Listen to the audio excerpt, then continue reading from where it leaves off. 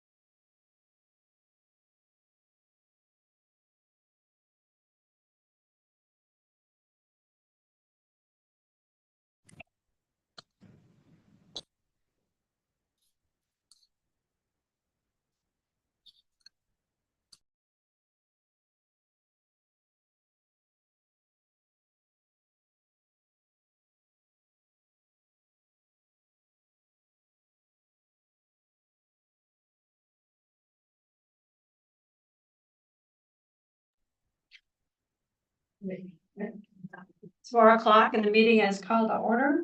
And the first order of business is the approval of minutes from March. Is there any discussion or changes that need to be made? Okay. Jerry? Well, I thought I said this, maybe I didn't. This is on page 2. Right above where it says staff report, it says. Delta feels that there may be unforeseen consequences because of the relationship between Sandowner and LLC and the city. And is concerned about the cabins, the buyout at the end, but I was also concerned about. If the city took them over, they'd have to maintain them, and they would also, have to deal with squatters and, people staying there. And I don't think I used the word squatters last time, but, I kind of wanted that to, I didn't say that, Melissa, I don't know if I did or didn't. But I know we talked about maintenance, I know we talked about, people, living, without approval in the cabins. If the city owned them. So I guess I'll double check that and add it. Yeah, if I did, fine, if not, no. Any other questions?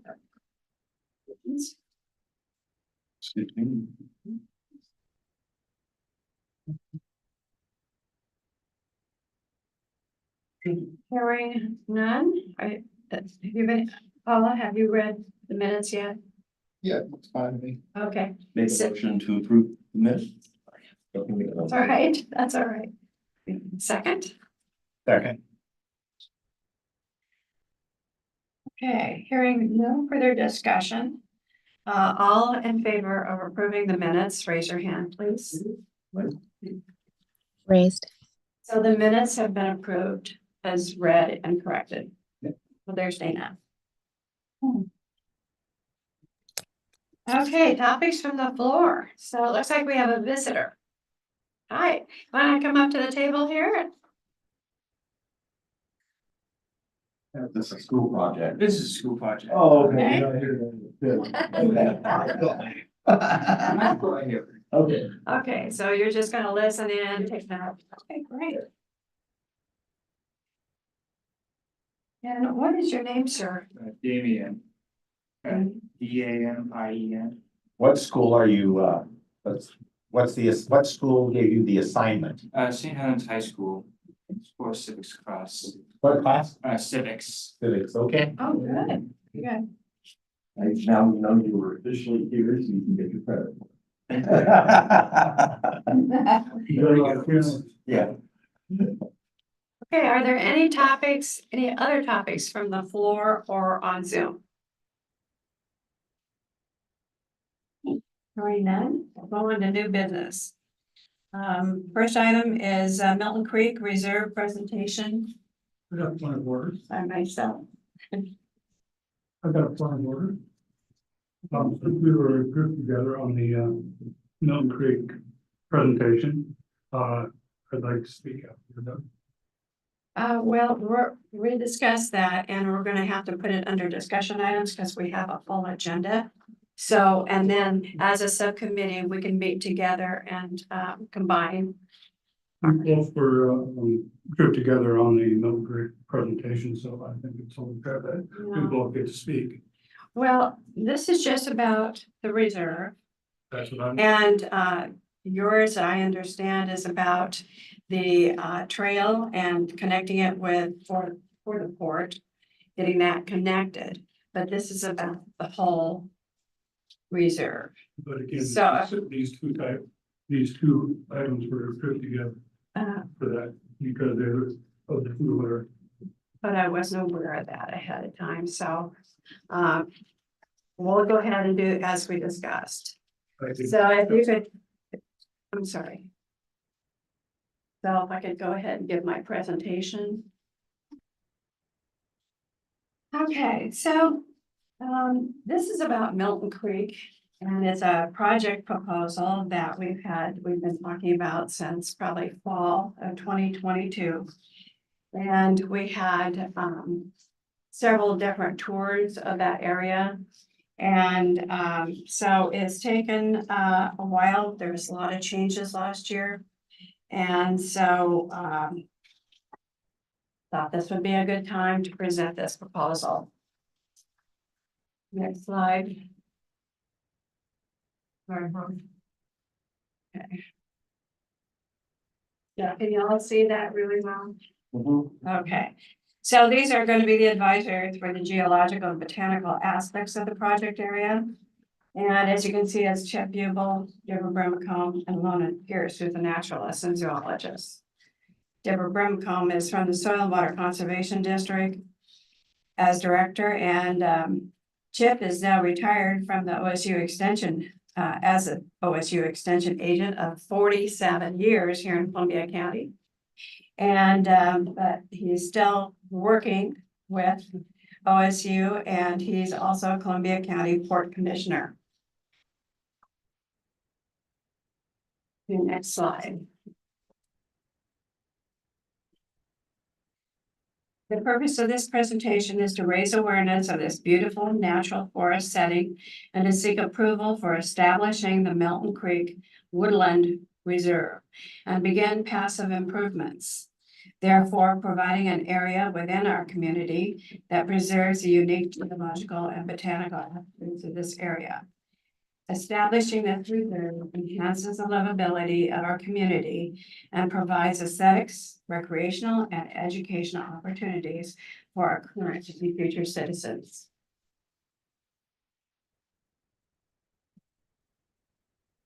Economic asset. I believe that the former Boise Park was used and enjoyed by more than a generation of workers. And the proposed Milton Creek Woodland Reserve would help attract new businesses to the local industrial area by providing a pleasing environment that would be enjoyed by prospective business employees. The proposed reserve enhances the attractiveness of the area for new business. Now the next one. I'm in the process of getting a much better map that I will send out for everybody, but this is what I found online and from the planning department here at the city. And it's basically tax lots without consideration for the wetlands and any advice on those wetlands and what is attached to them. So basically what I'm trying, if you're familiar with the roads, and if you're not, I can point out that it starts at Castor Road and goes over to the right. I want to say that the recreation, the old recreation building is at the top right. Is at the top right, and then you go down Castor Road. And you take a left, which brings you down almost to the end of the area. And it has another road coming from the bottom of that map. Going in there, so all that area is what I hope and what I'd like considered to protect from the south. So the south of the Castor Road and the road coming in to where the road goes through that area. And that goes down to the trestle from the railroad road, the old railroad road. Say that 3 times. And coming from, there's a road just before the trestle that goes into port property. So what I'm trying to do is save the woodlands and preserve those from being cut and used to put more buildable options in there. Is it port property now or is it city or? No, it's the city of St. Helens. Yeah, So Lynn, just a clarification. sure. So, you know, I've been all the way down to the railroad bridge and got off there and walked upstream from there. So you want the land on basically the east side all the way down to the railroad bridge, Yes. but not past the railroad bridge. There's really not Well, much, there's not much It's past that. not much there, and I understand there's a lot of sludge that had been left behind there by the outlet to Multnomah Channel. And so that's gonna have to be looked at as well. Use the creosote. Yes, that was from that creosote plant. And a lot of the other green would be is that would connect to the railroad tracks and then bring us back down over here along the It water. would include the lagoon too, and I know you've been there. So anyway, as I said, I'd like to get a better map. And that will be forthcoming. Now, some of this area, possible areas where I heard it one thing, that they were. Solar plant was to go in, they actually wanted to develop part of this property. Yeah, it's not in that property. It's where the old Boise Cascade buildings were. And I'm not, I heard discussion that was where the campground was. I don't mean to put you on the spot, Buck. It's not 100%, but not anymore. It's not, that's not a concern at the moment. Okay. That's not good news. no, but then possibly could have somebody else coming in here. So everything on the St. Helens side for right now. We had talked about going and going to the port and asking if they want to donate that property along the river so that we could keep those trees that are along there as well. But this is not in my plan. I want to do first things first, get that reserve approved by the city council, and then we can go forward with other wishes. So Lynn. I've walked that area, I've been to that area, my life quite a few times. Last time was when we went as a group there and walked it.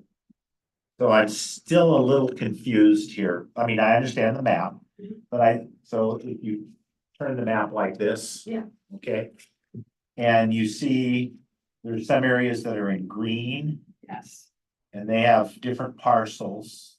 And then you see some in white, and then you see the wetlands down there. So what's the difference between the parcels that are in green and the parcels that are in white? And then there's there's a couple parcels, actually 3 technically, that have a little bit of both in them. Well, they're showing the wetlands in green. But you gotta understand, there's a disclaimer too on that map, and that you can see that online. And that's not considering the wetlands, it's all tax lots. Those are all tax lots that you're looking at, Right. So it's not considering, what has to be done with that particular wetland, what considerations to be made, and there's many different little wetland areas there. So that's what I'm trying to get right now, is to get that delineated. Well, I have a couple of questions. Yeah, you didn't answer the one. So what's the difference between I know this is a nitpicky question. What's the difference between the lots that are just white and the ones that are shaded in green? Not counting the wetlands, but just the, I don't know if there is any delineation. okay, so it's just a matter. So Something that, when so this land. So it will include all the land behind the rec building. All the way down. there needs to be some room for parking. Okay, so this is part of what you're saying. And then it's like a cul-de-sac here. So if you go all the way down, and those aren't even there now, I don't think. So is it everything on the left of the cul-de-sac, or is it everything on the left of this road here? It's on at the bottom of that road. So I want to include all that if I can. That's my hope. We'll see down But there. we'll see. See, Lynn, down at the very bottom, see where it says utility at the very, very bottom right. Bottom right, there's a little word that says utility. It's on the right-hand side of a road. So what you're asking for is everything that's on the left-hand side of that road? Yes. Okay, and this does not include parcel 24, which is on the right-hand side of the road. This one right here, Lynn. Doesn't include that one because it's on the other side of the road. Or does it have the, is that where the building's on there? It's right there. So you go down to the end of Cast. Yeah, no, Faster. nothing on that side. Okay, so everything on that side of the road to the creek. Right. Okay, and then up above there. So up again, on the upside, on the left-hand side of the creek, this part here belongs to the port. Yes, on the opposite side. Gotcha. of Milton. Okay. Thank you for your patience. Now I There's a understand. lot of questions, yeah, I'm sure. And that's where we could have interconnecting trails then with Well, the- property on the other side. Well, the plan has been, I know for at least a year and a half, to have that trail connect to, it starts down at the riverfront and goes up that trail at Milton along the creek, and then they want it to go to McCormick Park. So that'll be, I think, a nice asset. And then there's possibility we could get the port to donate some of the property or something. on That would have to happen, right? Or trail or on the side. And from what I understand, about 3 or 4 years ago, they were talking, the city was talking with the port about that. And there were some considerations that need to be made. I think the port wanted to have access to that road. They're interested in building a new marina. So, that was about 4 years ago. Things change every year. Or, you know, Marine Advisory Board meeting. No, but What role do you expect the subcommittee to play in this? pardon me? What role do you expect the subcommittee to play in Well, a this? subcommittee usually gets together, like your urban trail subcommittee, you're familiar with that. So we would get together and talk about these different ideas and bring up questions. It's like, you know, I've always said, you have to, when you bring it before the commission, after a subcommittee decides what they think they would like to do, you know, then we bring it to the commission. So Well, that would be us getting together for, it looks to me like there's two different things. I know, it sounds like you and Scott. The right hand doesn't know what the left hand's doing here. I was For in some formation reason. for 2 minutes. But it seems to me like, you know, what you're proposing here is is the Milton Creek Woodland Reserve. Right. That's what this presentation is all about. Mhm. And Scott has been talking about a trail on both sides of the creek, you know, with getting the Port of St. Helens involved. So we're kind of talking about two different things here, even though they're obviously very closely related. Because we could have the trail without the Woodland Reserve, or we could have the reserve without the woodland, you know, hopefully we'll have both of them. But, you know, I see that, you know, that there needs to be, the subcommittee needs to get together and see. That's right. And I thought the subcommittee was totally just about the trail, was my impression. It wasn't about, you know, this, which is fine, because this, I think this should happen, man, believe Yeah, me. well, we've been 100% talking about behind it for this. a long time, but yeah, the subcommittee needs to get together and bring all those aspects together. Uh-huh. And then, you know, bring it to the commission, so we have one unified message. This happens, I'd love to see them turn it into a friends group to have on our city website and stuff. Be a great opportunity for another. It's gonna be very passive. And then, so are we waiting for both before we make a recommendation to the city in terms of the city council? Question, the No, it- trail would be on the other side of the railroad tracks? No? I don't know where the trail is gonna be for the city. Make a recommendation. I think I it's, said on the No, other it's- side, and I'm like, on the other side of what? it would be on the side of St. Helens Creek, property. thank you. Yeah, the creek. So are you looking to make a recommendation today, or have us make a recommendation today to designate this area that you're talking about as a reserve? I didn't know anything about another option until Thursday. I've been gone 2 months. And got back a week ago. So what I'd like to do is, what I'm suggesting is if you have another plan, then we should get together as a subcommittee, because I think that's what you wanted, Jerry. You know, a subcommittee on this. And so we can get together and meld in one proposal. I mean, And I do not want to run, I just want to be a passive member of that subcommittee.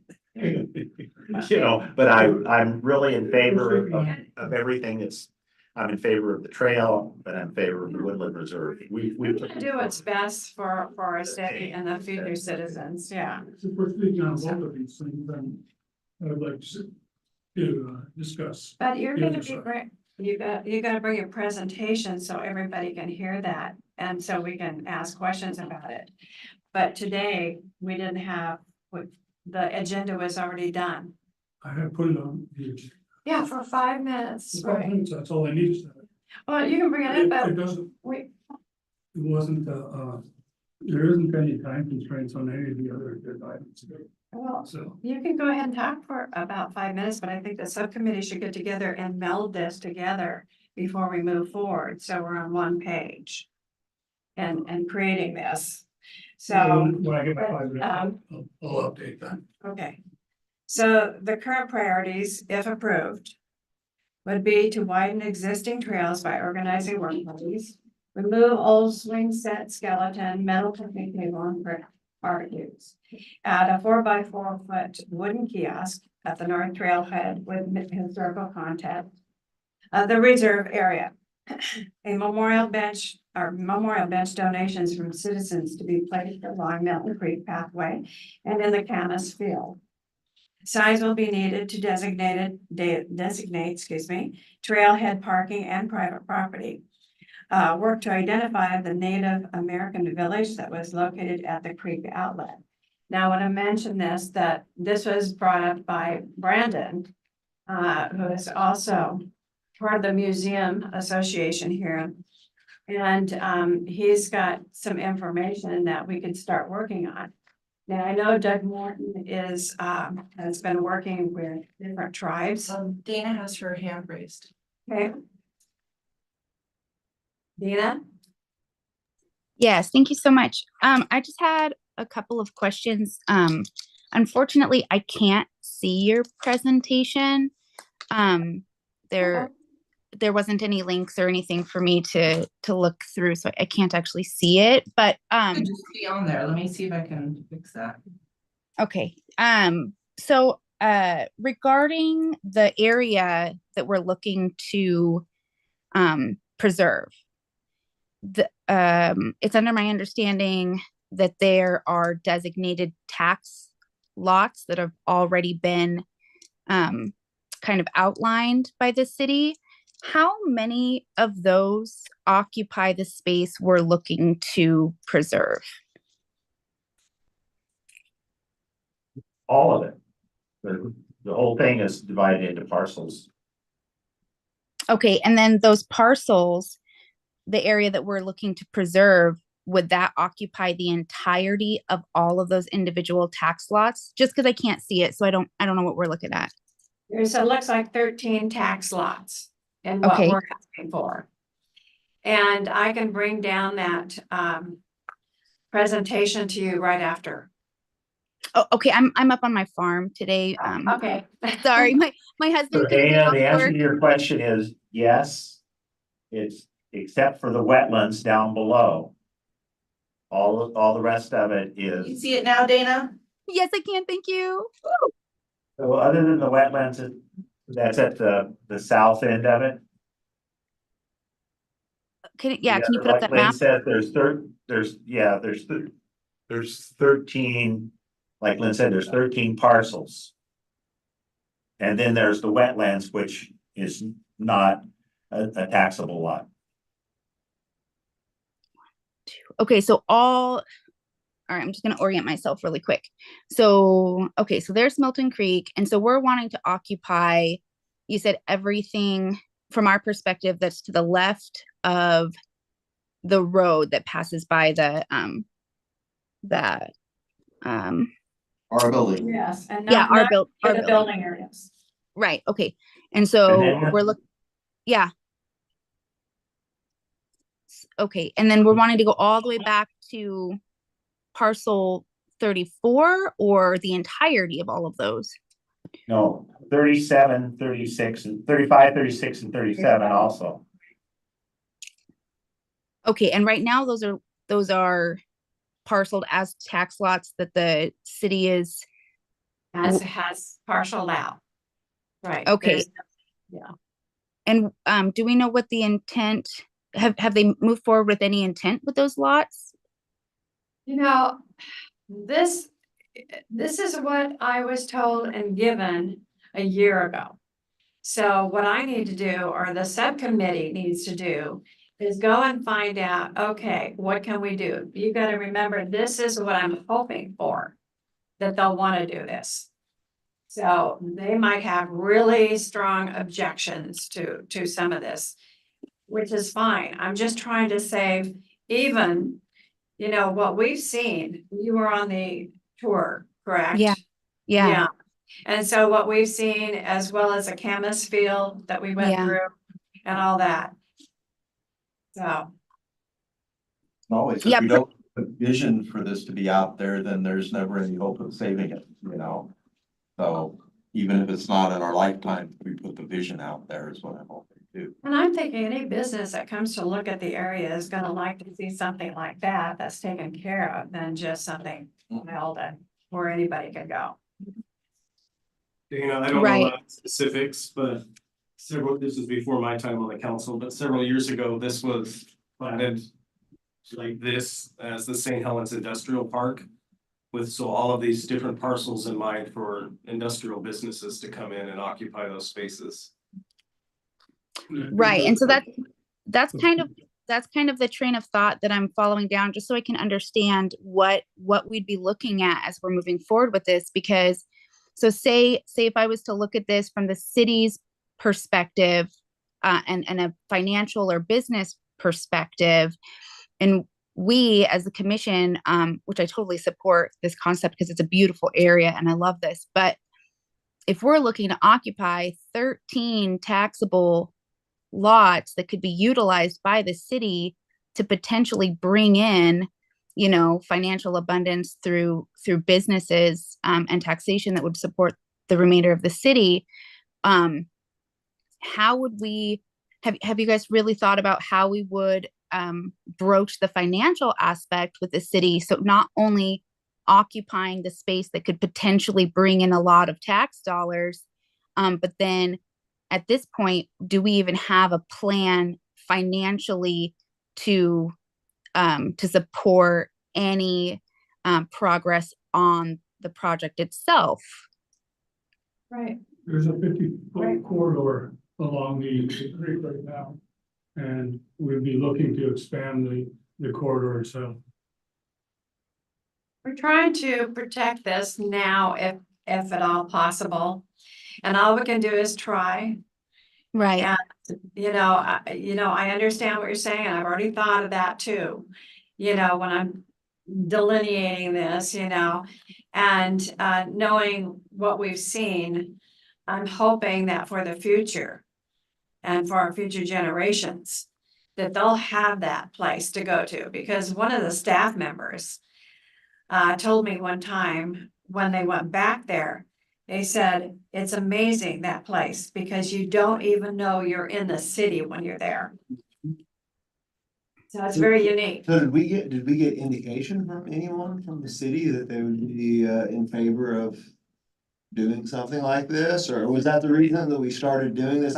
Maybe I'm behind, or I didn't hear that originally, or why we. Well, one thing I was told when I was given all the maps is that you've got time, because we're not gonna be moving on this for, good, they thought 4 years. Okay. But Well, there was some. things change. And so in the last year, there was a lot going on at the city. And so it's a lot of issues, a lot of things. One of the biggest hangups is power. City's underpowered. They have anything big come in like the solar plant, that was a huge stumbling block. Is how does the city get more power for the industry that possibly would like to come to this area? That's a stumbling block right now. Slowing. Well, I was just kind of thinking of, like, we go down this path and spend a bunch of time and effort, and you guys spend a bunch of time and effort, and then present something that's just never gonna happen. Yeah. So, Is there any kind of indication that? So Paul, here's my take on that. I'm on the subcommittee. The only thing I've done is walk the property. I know there's a meeting next Wednesday with the port. But this is the early stages. So this is the first presentation that, Lynn has given us. And I didn't know that, she was trying to get the city to get all this property. I think that's a great idea, but we're right at the beginning. I mean, and it's like anything, you ask for everything you can. And if you only have 50 feet on each side of the creek, I guess that's what we have, but some of the trees go back farther. There's some beauty, it would be a crime for this whole thing to be developed. Because it's such a beautiful area.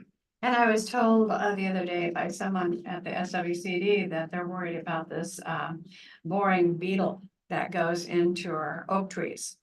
So that's another concern that we're gonna have, but I'll be talking to them about. And I know we're interrupting your presentation totally, but I do have a question. I could wait to the end, but Dana kind of made me think about this.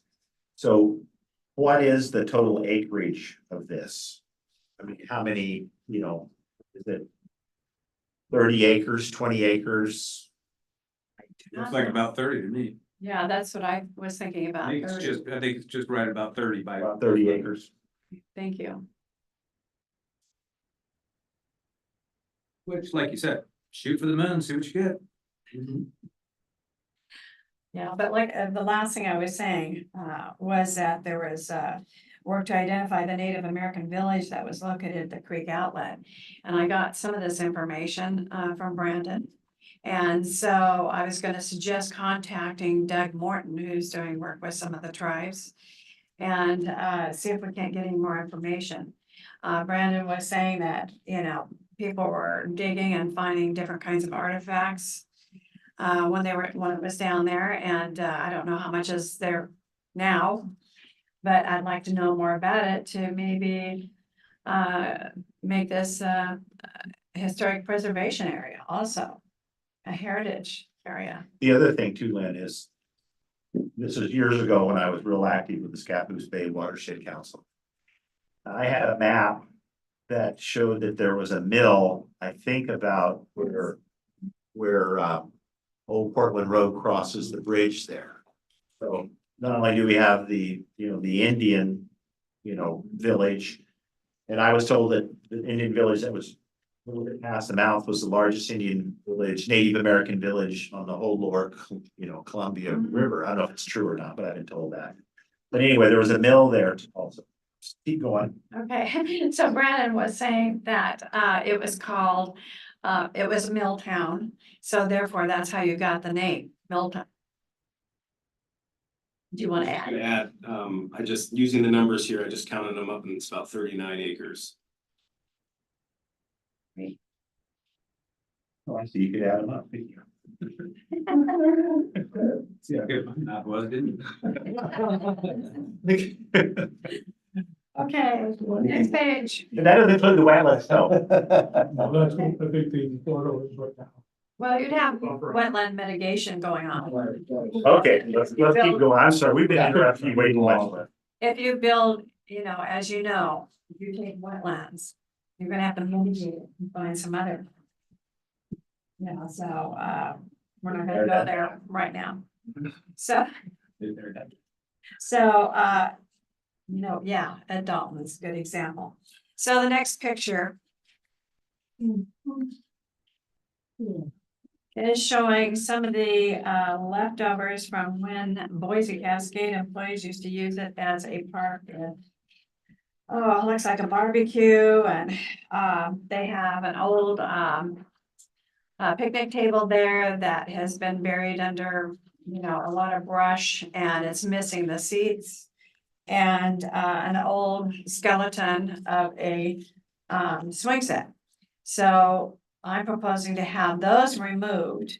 So it would be as natural as possible. We're lucky we don't have a lot of ivy or blackberries in that area, so it's pretty as pristine as you can get by being in a city. So. And the final one. And just, I want to thank you for considering this, and are there any other questions?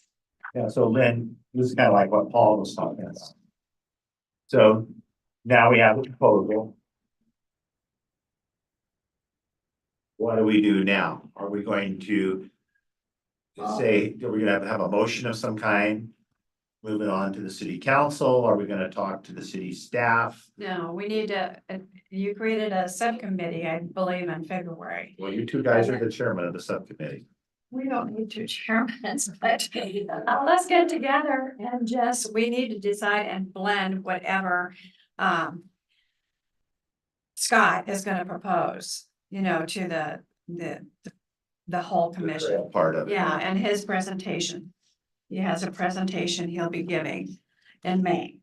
And before then, I think we should get together and see what we can meld, you know, within all this. Yeah, it kind of sounds, I don't know, I guess, to me, it kind of sounds like you could make the motion to designate the area as a reserve, and putting a trail in is just an amenity or something that's added to that protection of that area that you're talking about. To me, they sound like two different things, and it's like, kind of like what you were saying, but.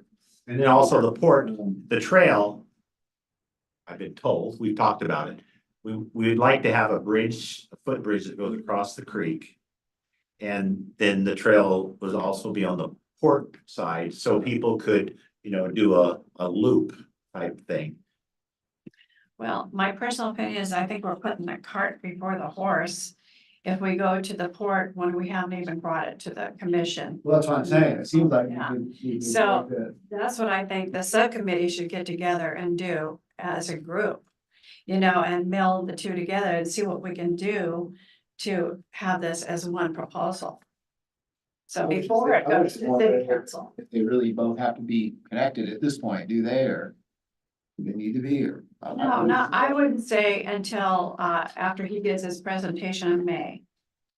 And hold off on saying, you know, doing anything with the port because we haven't even approved that.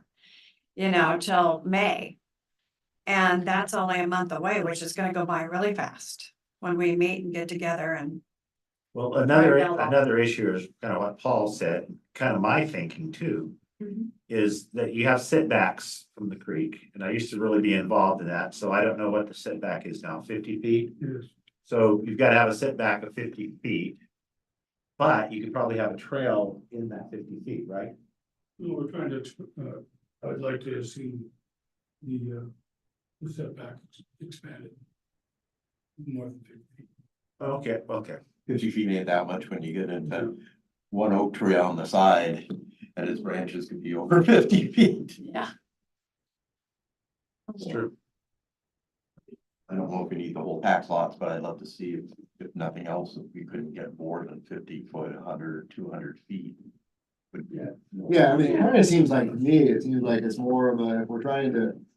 I guess the whole area there, but it seems like it kind of falls the creek, so it would seem like expanding that buffer on either side would be the. Probably kind of where it's probably gonna end up. But as we say, we should. You know, if it's 200 feet or 300 feet on either side, or 100 feet or whatever, that's probably. What's gonna end up happening. That's just- So what I'd like to propose, yeah, we don't need a motion now until you've heard everything and seen another presentation. But in the meantime, the subcommittee should meet and see what we can meld together. You know, and I can meet almost anytime. So after the meeting, maybe we get our calendars out and see what we can do. So, There used to be a lot of bird hunting in that area when I was a kid. I went there bird hunting, like with rifles. What kind of birds? I think it was like, yeah, I can't remember what, I was young, I was like. Whatever. I don't remember that. Anything that's. No, I went back to the old, so it had to be like it was legal, like you could shoot a rifle or, you know, we did shotgun or whatever anyways. they did that at Dalton as well. And his hand is raised again. Anyways, yeah, Okay. interesting. Dana? Thank you so much. So as you guys are moving forward, with the subcommittee to meet and discuss this project, I was wondering if you could, take a look at a couple of things I was just thinking about in regards to this. Okay. So some things that I'm interested in, learning more on would be, one would be the potential financial loss or effect by the perspective of the city. So understanding like what the financial estimate is for those lots themselves as they are parceled out. And just that way we can gain perspective of what the city's buy-in would be to keep it as is and not move forward with this. I just think it'd be something smart to think about. And then I took a little bit of time to look up some some grant options, things like that for the potential restoration and improvements in the area. And just as kind of a base average, national average, they were listing some cost to restore, and this isn't even improving, this isn't adding trails, this is just restoring the area from what it is to a usable area. Was looking at $170 up to $6,000 an acre. So if we're looking at 39 acres, a potential minimum cost would be $6,000 to $240,000. And so I just think just beginning to wrap our mind around what we're looking at getting into for this in the future. I understand that the first step is just kind of securing it, but Dana, the could you tell me what the $240,000 is again for? yeah, so if you go on, like, say, the EPA website and you're looking at wetland programs, developmental grant programs, those kinds of things, they have statistics and information on preserving areas like this. And so I was just using the averages based on those websites for projects that have already been completed. Okay, And Dana, so, yeah, one thing, I was trying to do, and I mentioned, I think at the February meeting, is we want to make it low maintenance right, for our parks maintenance staff, because, they're already short one person. And so it's not about restoring what used to be there. It's about opening up some trails that are pretty crude and sometimes blocked by blackberries. But opening those trails, and then I've talked to a number of people that would like to donate benches and put those along the riverbank. But that's Right. it. Yeah. right. Yeah, and so, and again, this is a big range, the lowest was about $170 an acre, right? But even at that, you're still looking at almost that $7,000 just to trim plants at the bare minimum, right? And so, and I'm not opposed to this at all. I want to clarify, but I do think about these things because even if we just secure the area now for the potential of future improvement, we need to be wise and start planning a financial plan, including volunteers, right? Including teaming up with our local wetland people, that kind of stuff, but just really wrapping our mind around what it's going to look like at the bare minimum to get this area accessible and usable for the public, so that we can, when we do go to the city, that we've addressed these things, because they may want to know what our plans are, even if we're not moving there for another couple of years, right? Because this potentially for them could be a huge financial loss in 5 to 10 years, Absolutely, what needs to be considered. Yeah, that's all. Thank you. Thank you, Dana. Okay, any other questions? Well done. All right. All right, next item is Citizens Day in the Park. And actually, when I was on the road, I went ahead and sent in an application for Citizens Day, so that we're a vendor for St. Helens Parks and Trails Commission. So all we need is volunteers to be at the booth during that time. And I know they're asking for volunteers, not only for that, for the city, but we need some for our booth. And I can bring the tent and a table, and hopefully Brandon has his game that he can find. That was a big hit. And, I'm hoping that we'll get the Watershed Council be right next to it. That way I can attend both tables. I'm volunteering for both. yeah.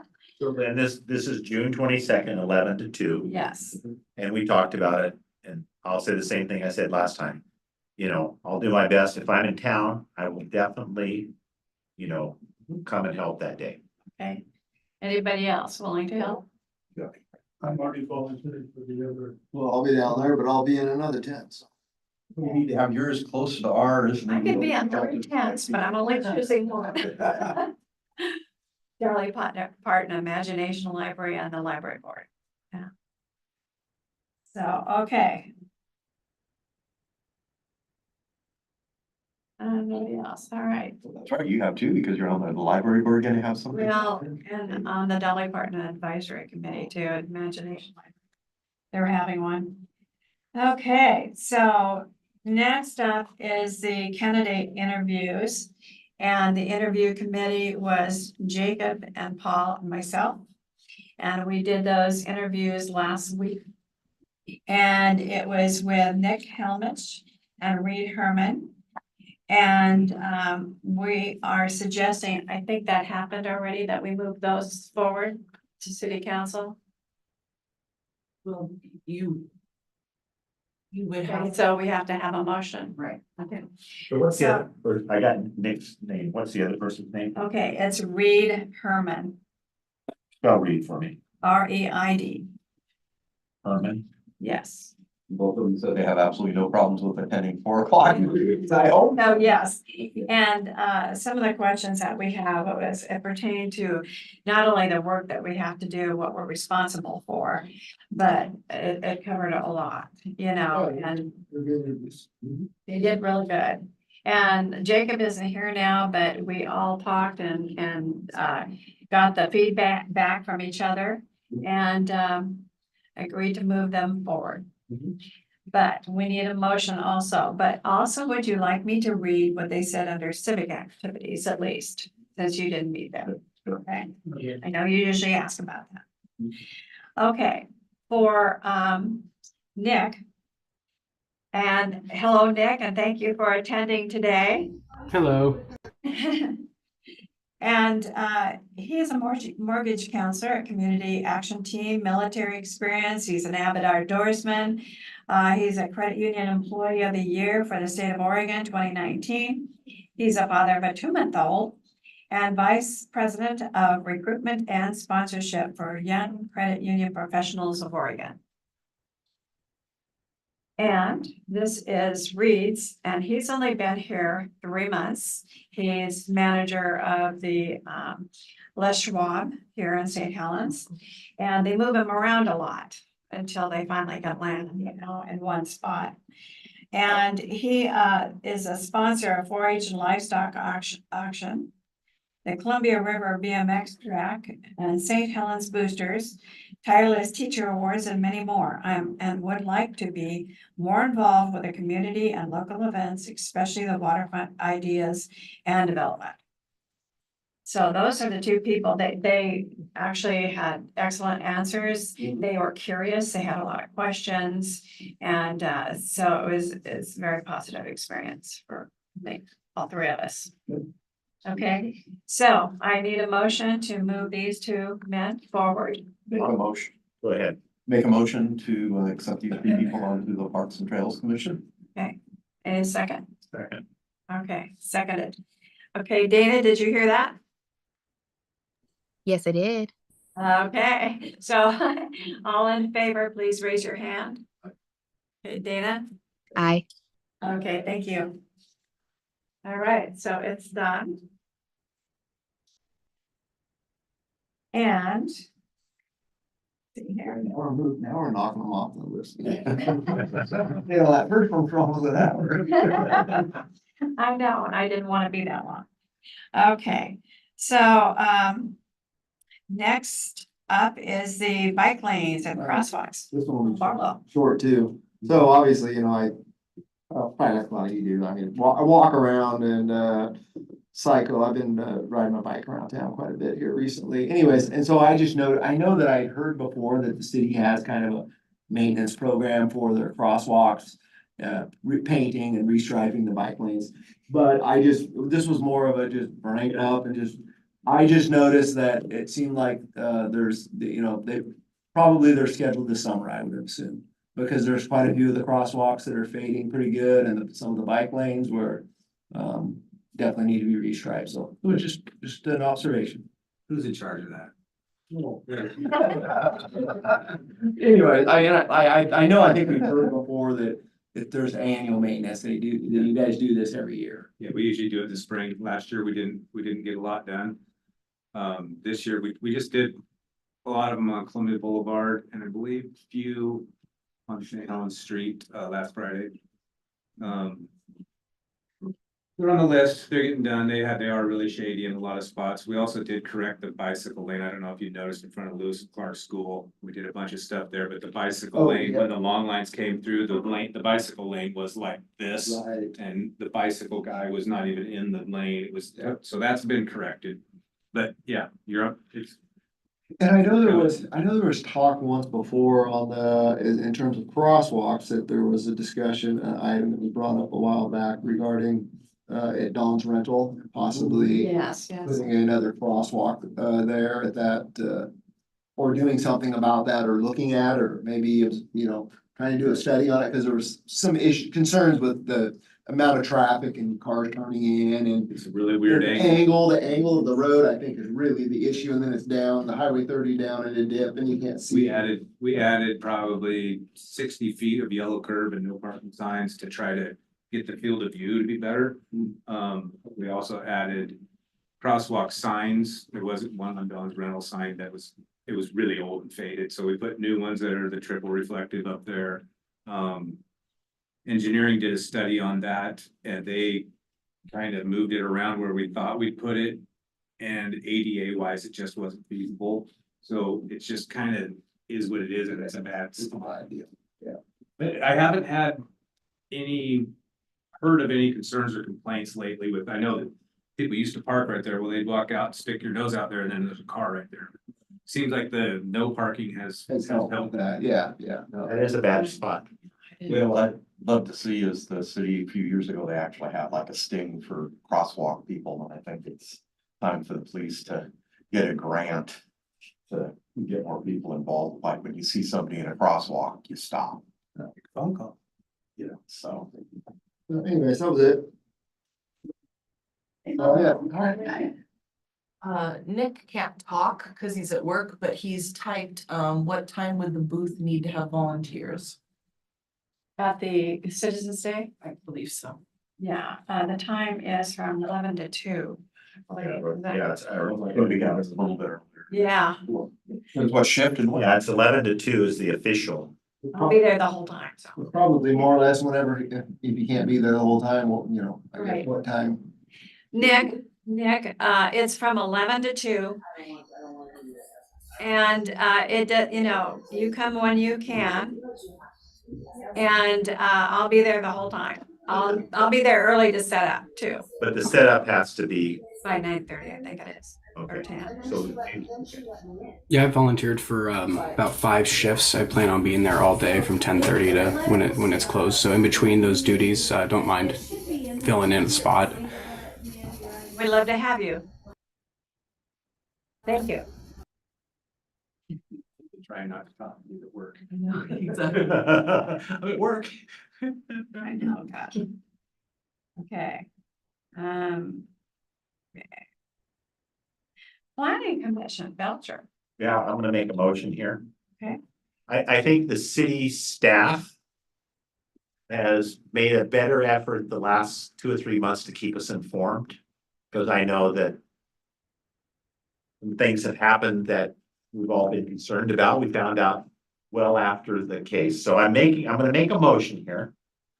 I actually wrote it down so I could read it and Melissa can get it. And if someone wants to kind of change some of the wording, you can. And the reason for this is, okay, we can discuss it. Okay, the City of St. Helens Parks and Trails Commission requests the City of St. Helens Planning Commission to obtain input from the Parks and Trails Commission prior to deliberations on construction request in the City of St. Helens Parks.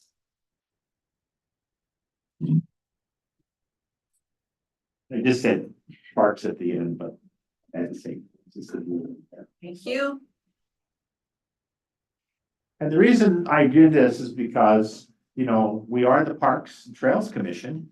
And I think if something's gonna be constructed in it, whether it's a playground or a trail or crosswalks or anything like that, that, you know, we should at least have input, you know, on what takes place in the parks. I mean, obviously, a lot of people make these decisions, but I think the planning commission should respect, you know, our position and not do things without us knowing about it.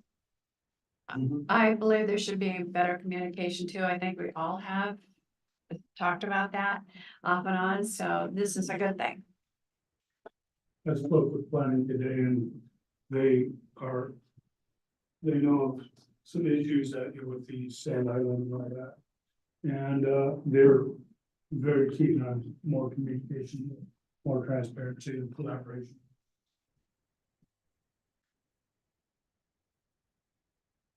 So I made that motion. Well, second, discussion. So, I just think of how to add this slight thought. What about, we should know about if there's going to be an extension of utilities that go into the park? Or along the edge of a park so that we can be involved to know what it looks like before that work starts. I'm actually having a meeting, hopefully with some people, because I've learned that they're thinking of digging a ditch along Third Street right across the entrance to our park. And my goal, I want to work out this before spring freshening comes in there and digs a ditch through. So would we say utility that is part of easements? construction too. Yeah. And it goes to the flag. Well, I don't know if this would go to the planning commission, them digging a ditch down the side of the road to bury a power line. So Jerry, you need a motion, so you can present it to the city council. So that's the only reason I was wondering if this would be a good time to maybe add the correct wording there, that we would know a little bit to be able to give our input on something before we walk into our parks and find like a whole edge of it torn up. Is there a way to eloquently add that to your motion, Jerry? I'm sorry to say. Well, I think, I thought about this quite a bit. I tried to keep it real short, succinct. Okay. And it says, it said the planning, it says the St. Helens Planning Commission to obtain input from the Parks and Trails Commission prior to deliberations on construction requests in city parks. So if someone comes and requests to put in a power line or a water line or a sewage line or something across it, I would consider that would be part of a construction request. Anything that goes to the planning commission that has to be approved that's taking place in a city park. And it doesn't matter what it is. I mean, we might just say, yeah, that's fine. Yeah, but does the planning commission get consulted if somebody was gonna bury a power line on the edge of something? Well, If it's in the city, if it's in the, planning commission? if it's in the city, They're aware of all that. That's in all their plans. if it's in the city, Okay, sounds good to me. And the We planning, can drop it then. as I said, the planning also is aware and wants to communicate. Did you second it then, or? Oh, yeah. Okay. Fine. Communication is good. Yep. So did you get a second? I do. Okay, all right. All right. Blumenthal. oh, we didn't vote on that. Oh, we did vote on, I'm sorry, going, moving too fast here. Okay. I'm calling for a vote. Dana has her hand up. Dina. Can I just ask a really quick question before we vote? Yeah. Are you wanting, in regards to keeping in the communication and receiving our input, are you requesting that a representative from the planning commission put themselves on our agenda to come and present it to us each time and then we vote on it, or is that what you're looking to do? Is that what you're looking to do? I'm just trying to keep this real general. They need to come to us and say, hey, we're going to, we're gonna deliberate this. And prior to that, then What about just a notification? Yeah, notification to Melissa that they want to be on the agenda. but Melissa, you want to do that? How did I get pulled in? so it's gotta come, so Dana, I think. It should come, to us being the Parks and Trails Commission, prior to them deliberating. So, they're not gonna be able to rush through it. If they know that they got this coming on their agenda in a month or two. They need to let us know ahead of time so we can discuss it at our meeting. Because, I think we need to have a consensus on what we think needs to happen there. So if it's just, me going there or you going there, we're just expressing our personal opinion on that particular topic. What I think it should be, it should be a consensus, that we all agree with, those, what I think should take place and how it should take place could be totally different. Does So that like answer your question, Dana?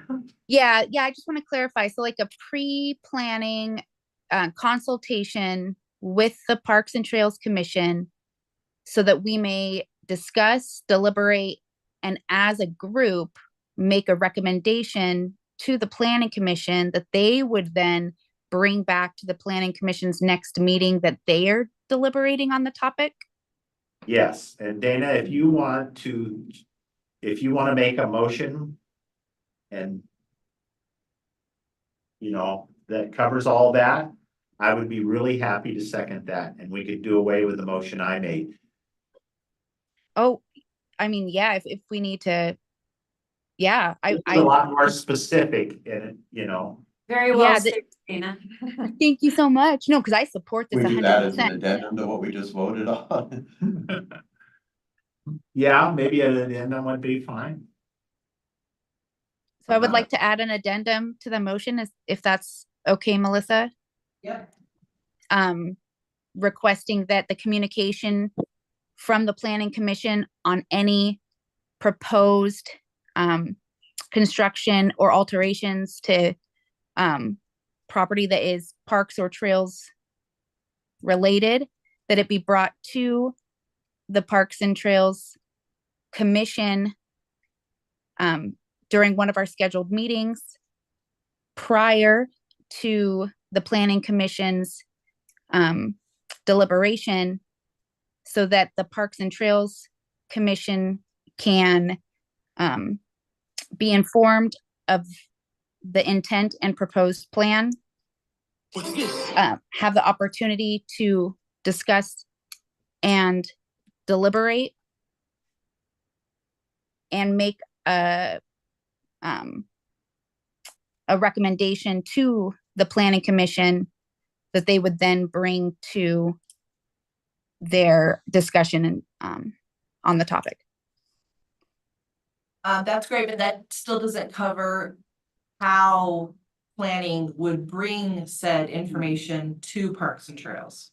So after we've discussed it here, which Dana has brought up, then it has to get from our discussion to the planning commission somehow, right? Yeah, you're sorry. Melissa? So I'm saying, does planning commission send an email to the chair? Do they have to bring a representative to the meeting? Oh. You have to, Yes, sorry, to have a representative from the planning commission, got it. Okay, yeah, come to one of our meetings, like be placed on the agenda. If it helps, Melissa, I am on the planning commission. I was just gonna say that. got it. Thank you.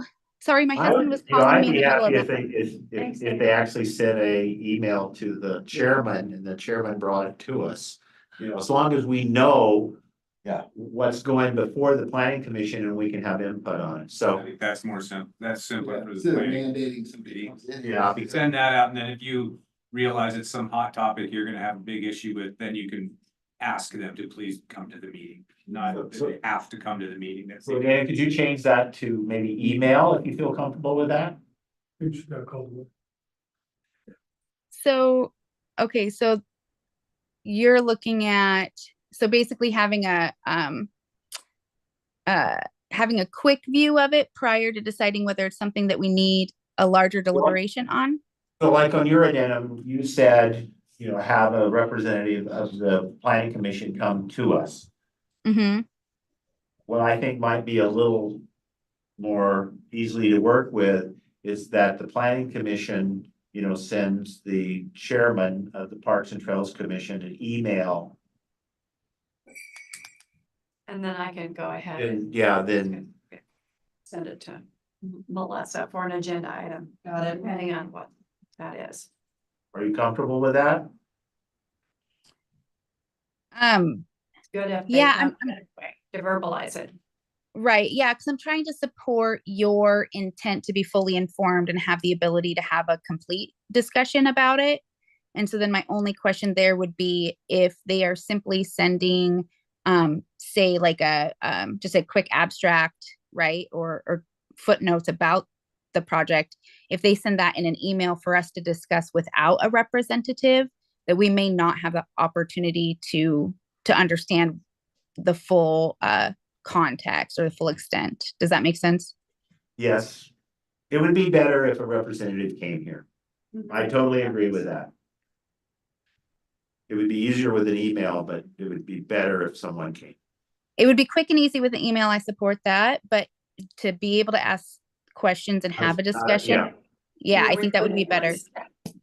Yeah, and right, it would be done in one step versus having multiple steps, which then could put a prolong their plan. And having a representative come, that would be real convenient right now since Scott's on it. Dated? But, I mean, well, I'm sitting on both chairs. I don't see how that would. You know, Yeah. here and out. When, I mean, Dana, did you write down your addendum? Did you write that down?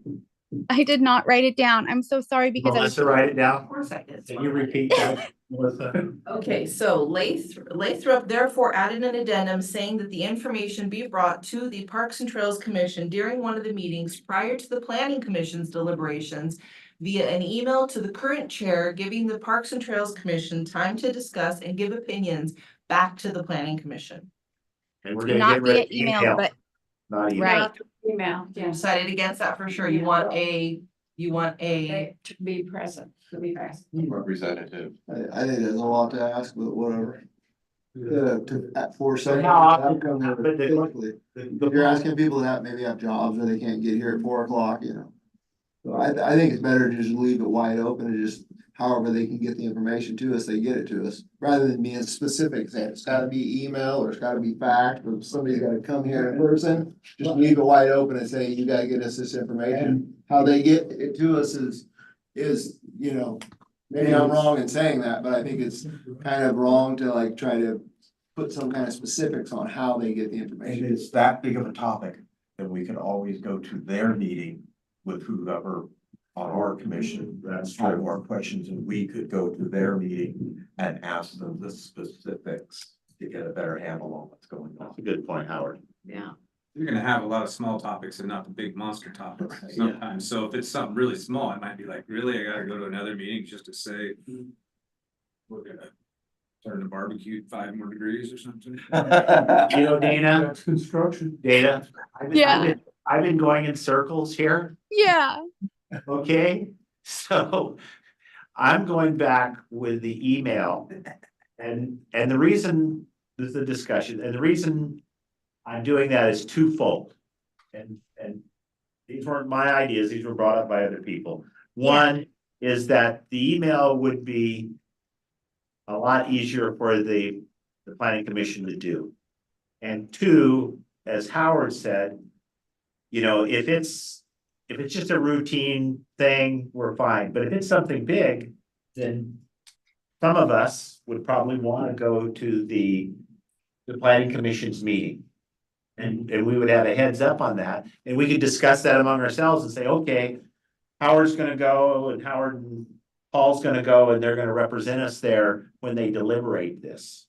So I think it's kind of like Buck said, if it's just a minor thing, just move it on. If it's something important, they tell us in an email and we say, oh, we need to have someone there. So are you bringing back the email? I don't know. Okay, so- I think that the only difference then- in stating that is that kind of goes against the whole. If we send 2 representatives or one person goes to the planning commission to listen to them deliberate. I thought before we were talking about actually, as a group, being able to have an opportunity to discuss what they're talking about and then send, or did I miss that part of it? Yeah, I thought I said that. That was my intent. Because that makes more sense. Well, that was my intent, that, To the commission. you know, the email comes to the chairman. It's a minor thing, group, you know, just goes out. It's something that says, oh, you know, hey, we would like to have some input on this. We discussed it among ourselves. And then the representative that goes there, they don't do what they think, they do what we, you know. We can ask them to ask, To make some. Right. And no matter how small it is, I'll still bring it to, or whoever is the president should bring it to the commission Still be aware of that. and make a decision on that. Okay, then, so can I update, Melissa, may I please update my addendum in that we request that email communication with a short description of the proposed topic be sent in advance. How long in advance though, to make sure that we have time to discuss it? Because, okay, so in advance, 2 weeks, at least 2 weeks in advance of our meeting. okay, so yes, so in 2 weeks of advance of our meeting, our next meeting, right? Yeah. Because okay, so that we may have the opportunity to request a member of the planning commission attend a Parks and Trails Commission meeting to discuss the project further and receive our input after discussion. I see this taking a long time to go back and forth. Because that way, if they send us a quick email with just a description and, the chair's able to look at it and say, oh, this is nothing, we don't have to worry about it. Or, just like a quick chat, then we don't have to have them come. But if it seems like a big deal, then that would give us the opportunity to invite them to the next meeting to have a discussion. So we wouldn't have to discuss every little detail. But Would I be able to, Melissa, send this email to the rest of the group and say, would you like to discuss this at the next? Not if you're gonna discuss it, then it's, you need. No, not on the email, but at the next meeting, so that not only could the planner show up, but that we. If you're discussing, that you're gonna discuss it, Yeah, it might be kind of That's a the little decision. gray area. make it an agenda item or you don't. Even if you're saying, Nope, yeah. nope. So See what you did here, Jeremy? we'd like, it's kind of like some people have said here, I think it's kind of getting cumbersome. So I'm just gonna go back and say the same thing I said last time. Quit. Melissa quit. The planning commission, the St. Helens Planning Commission, they send us an email when they know that they're gonna have to deliberate something that takes place in a city park. They send an email to our chairman. At the next meeting, our chairman brings it up. We discuss it. If it's something minor, we don't do anything. If it's something that we really want to do, we'll discuss it among ourselves. And then we will send the representative to their meeting to tell them, how we feel about what's taking place. And they get to make the decision. We're just gonna give, we wanna be kept in the loop. We wanna tell them how we feel before they make the decision.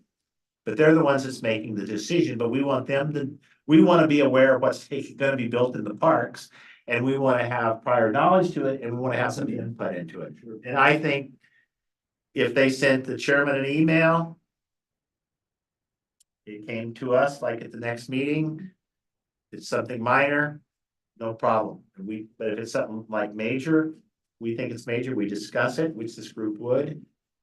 And we say, okay, this is how we feel about this. This is what we want to tell the planning commission.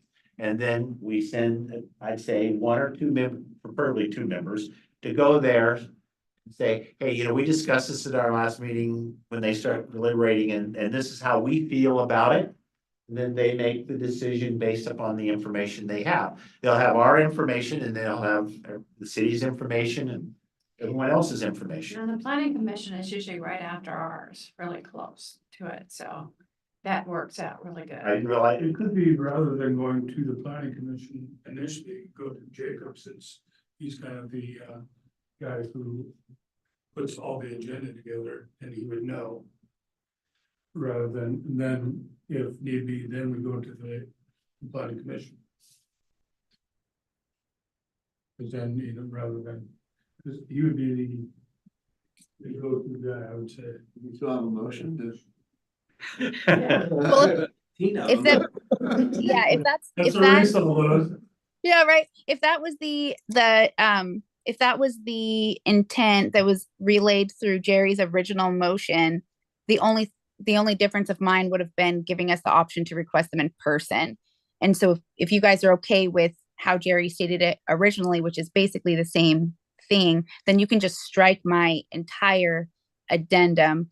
My only, okay, because Your- my your- only, That was not how Jerry's originally read. Oh, So okay. your addendum is very much needing to be there because. Yeah, your addendum Okay. needs to be there. You know, here's my feeling. So here's my question, Lynn. How many people think that an email initially is okay versus someone from the planning commission coming and addressing us? Email's fine. I'm fine with that. So Yeah, me too. I'm good with the email. I'm just thinking that, maybe get some feedback from the planning commission, how to correspond between the two. Before doing anything else. Well, I would think, okay. It seemed to me like the chairman, once we get through discussing it, maybe they could. Maybe send our thoughts to the planning commission. Well, look at it a whole bunch of different ways, but let's make it as simple as we can. That's what I say. I think- Last time Jerry explained it was pretty basic, and that's kind Yeah. of what we had talked about, which is the essence of the motion. Hopefully it's been after they. Yeah, I think they're gonna be, as long as the planning commission is aware that we need that communication on what is happening with our parks, if they're planning on ripping it up and putting new, whatever in, or, if it's something minor, like replacing some, I don't know. I can't think of anything right now, but I think we need to make it as simple as possible. So. Are we gonna have somebody come here from planning? Uh, No if own I- discretion, or do you want to hear everything? As long as it only pertains to parks, I think that somebody should be here. I think so that we can all hear verbally, what they're trying to do and answer questions. with my last edit, I had stated that we would, correct me, Melissa, if I'm wrong, but, receive an email, right, kind of summarizing it.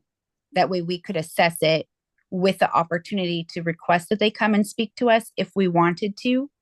So then, Like, okay, yeah, so then that's good. maybe also, and or if, depending on how you guys feel, if we don't require them to come, if we feel we don't require them to come for a detailed discussion, we could just send an email to them from our chair, with our input or recommendations if we feel, because we basically have three options.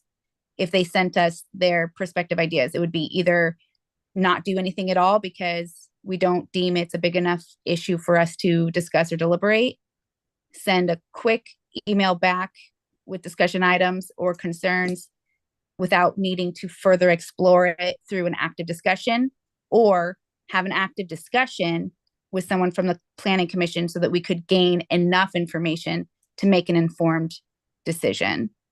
Because we can't cover all scenarios through just an email. So, but the question I have is kind of one of practicality. Right. It's, so if the email comes to us and we discuss it, and we say, hey, we really want them to come and talk to us. So on their agenda item, they would have to move that back probably another month. Right. They might not be real happy about doing that. But Right. I think going through Jacob, he would be knowledgeable about this, you tell us, and then, what's going on, and then you could bring back our feedback to them too. Dana, I think your idea is better than what my idea is, but I think it's a little more cumbersome and it may not happen that way. I just think they might just blow it off, if they have to put it off for another month or something, send someone here. Well, for the sake of time, we need to make a decision. Well, I think I'd still like to move forward with the addended motion because at least allowing us the opportunity to reach out and request. I mean, they don't have to grant it, but allowing us the opportunity to reach out and request that they come. That's that's still basic enough, and it's opening that communication avenue. So I'll second that motion, what the Yeah. last one said. All those in favor, raise their hand. I All those who oppose? No. So the motion has been passed.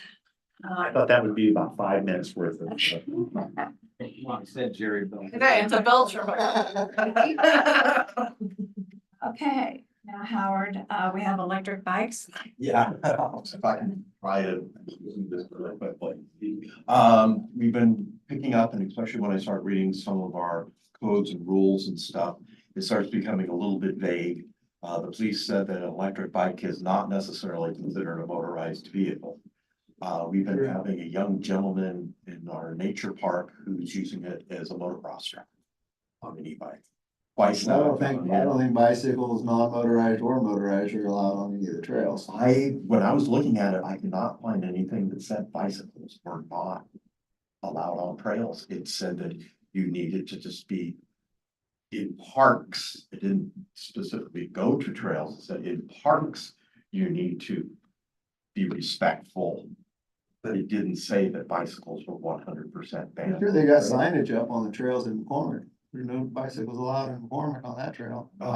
So that's where I'm wondering, we look at this a little bit closer, especially in Knott Hill, because I rigged out 400 feet or 200 feet each time of skid marks, burnouts. He's sitting there in the middle of the trail and just revving the bike and digging a hole 3 inches deep in the trail. Can we just put pedestrian traffic only at the end of each trail? That's what I'm wondering for here We now. have it on the Fifth Street access, so Yes. it's the same exact signs, put those there. The sewage I like treatment that plant, better. 3rd and 4th Street. Pedestrian traffic rather than no bikes, because It's less aggressive. Yeah. I mean, I think we still keep the motorized vehicle, because motorized vehicle sign is covered with, the park hours, those are one sign. But I think if we added pedestrians only, that would hopefully then give it more of a leg to stand on. I believe it says pedestrian traffic only, right? What? Does it say pedestrian traffic only, I think? I think, Pedestrians on only. on the 12th one, I think it says pedestrians only. Yeah, that would sound right there. Yeah, so that just clear up any, I mean, then it's cut and dry. You can't start it, well, I'm an e-bike and it doesn't, I'm not a. It says pedestrians. How many entry points are into that park? Right now, I think we need 3, one by the sewage treatment plant, one on 3rd Street, one on 4th. Because the 5th Street right-of-way trail has one at each end on Tualatin in there. Maybe eventually someone at the bottom of the staircase if that ever. Okay. The other thing that we probably should minorly be looking at is that, we need to review the camping ordinance in there, because it was, when you start looking at it, it's still mentioning McCormick Park as a place for camping, rules, regulations for camping or park in the general description, but that we can get into that another day. So that's all I have. Still not allowed. Right. Well, that's it. We got rid of it, so it shouldn't even begin to mention camping in McCormick Park anymore. I'm gonna bring this up next month. So there's a lot of changes. And it's unfortunate that there isn't camping allowed there. Yeah. We get a lot of people that come through the shop, that cyclists, that tourists that come through, they're looking for a place to yeah. camp all the time, so. But it was very. Yeah, no, I understand, it's unfortunate. I just, Well, you could always go back to that at one time we made a recommendation that there should be a campground behind the farm building in the nature preserve right behind the part of the park. campground out at the old golf course. So, but that's another discussion, another day to keep things moving. I got other things that I'll say, discussion items, so I'm done with that now. Thank you, Bob. Okay, old business, memorial bench. We had someone come forward, wanted to donate a memorial bench in Dalton Lake Preserve. And I met with her on Saturday and we walked the trails and she's picked 1 or 2 sites. She's not ready to do this yet. She's went on vacation with her husband. And actually the memorial bench is for her husband. And so the first choice was the beach area and the second was there's a spur off almost to the 3rd trail. And you can either go right or to the left. And actually vector control uses that and she chose that left side there. Because I let her know we'd like to put a bird blind as well there, so. She's picked the spots, but not quite ready yet. Wait, can I say something on the whole business, even though it's not on the agenda? Well, I got, can I have Paul next? Paul asked to have this on the Oh, business. oh, This happened in February. oh. I didn't know if that was gonna go under discussion. No, it was just kind of a go, that was the, I was having problems, I couldn't speak on that, the Sand Island, regarding Sand Island. And I just. Maybe I was naive a little bit, but, there was talk about like the city would buy back these buildings or something from them, is that what I understand, or did I not hear that? Contract's over. They would buy them back. Cause, you know, my thought process was, there's a lot of different user groups that have put things in city parks. Now, maybe not to the extent of putting cabins. But it seemed kind of weird in terms of like, okay, well, I mean, are these, any of these other user groups, be it disc golf or whoever it is. Asking for, you know, they want to get a portion of their money back when they get done with, you know what I mean? Like, I don't know, it just sounded kind of weird to me a little bit that the city would be buying back something that's built on city property. That's why I made that motion. But maybe I just didn't hear everything, or maybe I. That's the way it is, isn't it? Yeah. Sounds like. That's the way the contract was written, Huh? that's it. Where it's kind of, that's why, That's the way, that's why I made the motion about the planning commission letting us know. You know, so it's not after the fact, and it's happened in more than just, you know, the cabin. because that is the way that it's written right now. Okay, that was the only thing I was trying to.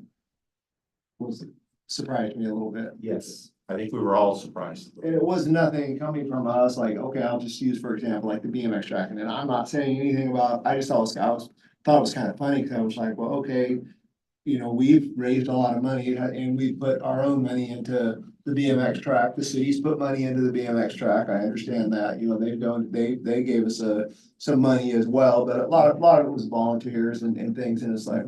Okay, I mean, I never did that work, assuming that, you know, at some point the city's gonna pay me back and reimburse me for what was done there, which is done as a civic. You know, just doing something within the parks to better the parks and. See, well, that's why I made that motion, because I'm all for. This, what the impression I had was that. You know, there would be, you know, campground there, you know, it keeps people from, you know, it brings people to the city. They run a shuttle, to keep the island clean, you know, there's all sorts of good things that's happened there, but. You know, we didn't know that they were gonna build permanent cabins there that the city would have to buy back when the contract's over with. And I think that's why I made that motion, because I'm sure those cabins had to go to the planning commission to get approved before they came to here. And if we would have known about it, then, you know, we could have said, oh, you know, Lily, you know, maybe you should do a yurt, you know, or something like that, that when it's done, you take the yurt back. Besides, the city have to pay for the cabin. I just think that the city's done a lot better job the last couple of years, I think the year or so, you know, keeping us informed, but it hasn't happened in the past. Okay. Because we had a neighbor who put up a fence to block a cliff, and then he took it all away. So now the fence he donated is gone. Okay, next on the agenda is this. Can I just, mine's really quick. Lynn talked to me a week or so ago, and I knew that I could talk somewhere in here, but.